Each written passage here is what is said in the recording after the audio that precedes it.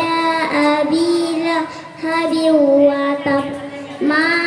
أغنى عنه ماله وما كسب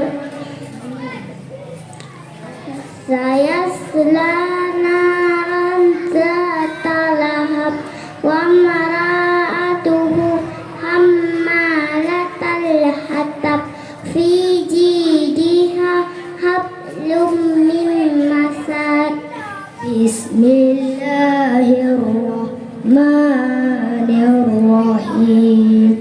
إذا جاء نصر الله والفتح ورأيت الناس يدخلون في دين الله أفواجا فسبح بحمد ربك واستغفر إنه كان توابا